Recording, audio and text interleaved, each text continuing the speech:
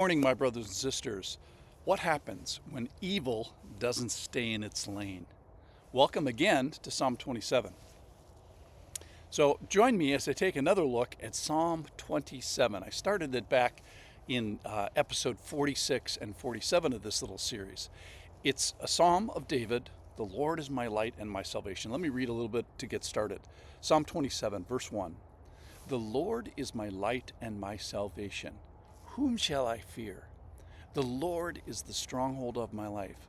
Whom shall I be afraid? So he opens with those questions. Verse 2. When evildoers assail me to eat up my flesh, my adversaries and foes, it is they who stumble and fall. Though an army encamp against me, my heart shall not fear. Though war arise against me, yet I will be confident. So he starts the psalm, of whom shall I fear? Of whom shall I be afraid? And let me answer that question just from this psalm, because David has enemies. And thus far, in this 14 verse little psalm, what does David want his heart to know? And what is it that the listener should know by what David is kind of repeating to himself? Number one, that fear is a real option. Why? Well, things are rocking the stronghold of David's life. Evildoers aren't passive. Their intent is to assail evil. In other words, evil is not staying in its lane and just being evil over there.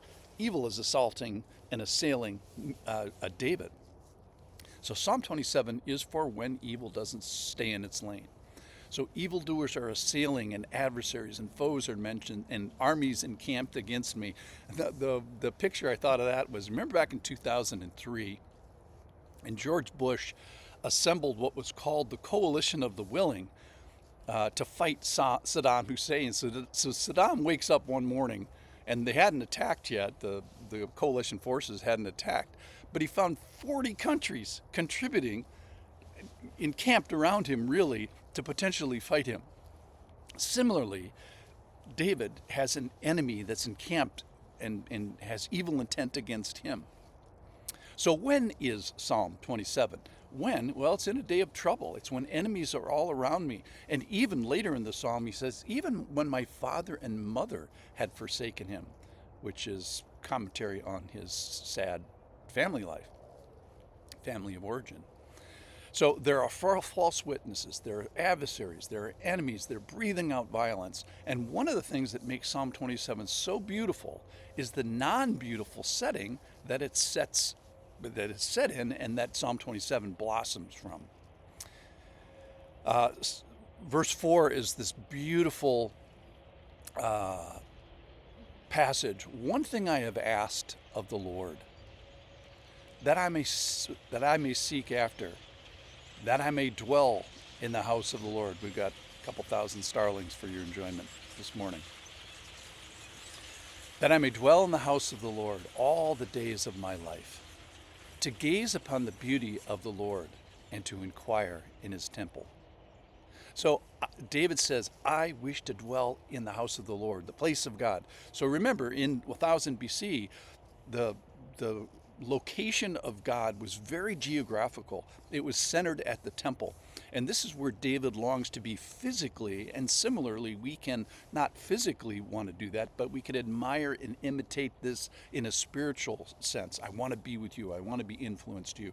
I want to intently look at your beauty and the charm of your character, the desirability of your ways. Similarly, I also want to enjoy the fellowship of other family members who are sharing that life, serving in the family of God and entering into corporate worship.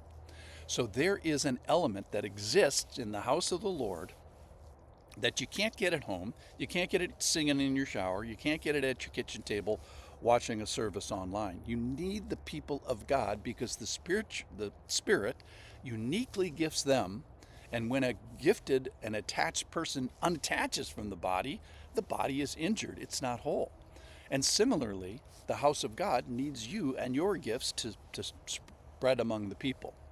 So one of the reasons that we should favor the people of God is because God favors the people of God. And to avail yourself of his people is to avail yourself of his presence. So I love what David is doing here. He's inquiring in his temple. And that's kind of what this podcast is every morning. Exposure, submitting under, seeking understanding, and asking prayer.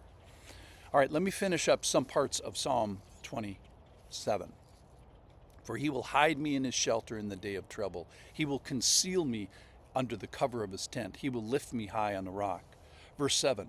Hear, O Lord, when I cry aloud. Be gracious to me and answer me.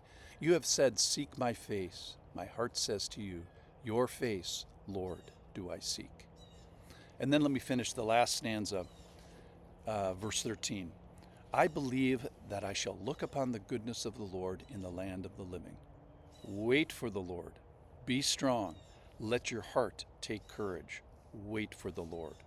So Psalm 27 is for when evil does not stay in its lane. And on that day, what should I do? Run to his house.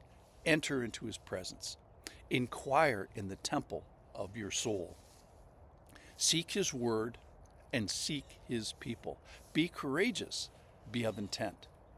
So look for God in the right place, his word, his house, his people, and wait for him. And by that we mean spiritual, active waiting, standing firm in the belief, not passive waiting. It's a standing firm in the belief on the promises that he's already said.